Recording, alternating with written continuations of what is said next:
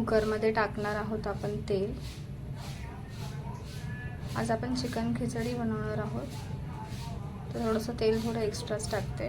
तेजपत्ता, दालचिनी, चक्री फूल, लसूणची पेस्ट टाकणार आहोत। कांदा टाकायचा आपल्याला, कांदा व्यवस्थित परतून घ्यायचा आपल्याला।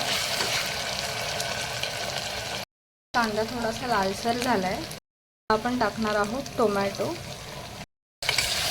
आणि कांदा व्यवस्थित परतून घ्यायचा आपल्याला।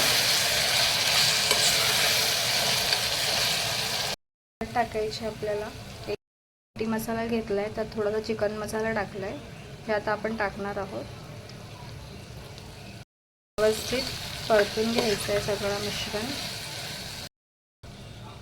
व्यवस्थित मसाला परतून घेतलेला आहे, आपण टाकणार आहोत आता चिकन पण आपल्याला असंच व्यवस्थित परतून घ्यायचं आहे।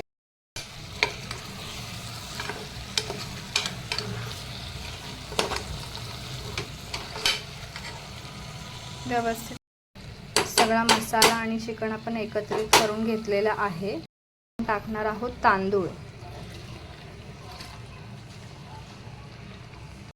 तांदूळ सगळा एकजीव केल्यानंतर त्यात आपण टाकणार आहोत पाणी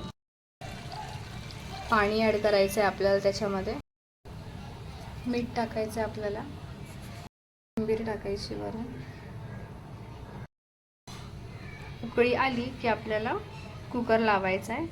व्यवस्थित पैकी मस्त 4 शिट्ट्या झाल्या की आपला चिकन खिचडी भात रेडी। चिकन खिचडी रेडी झाली आहे। कशी वाटली मला नक्की कळवा।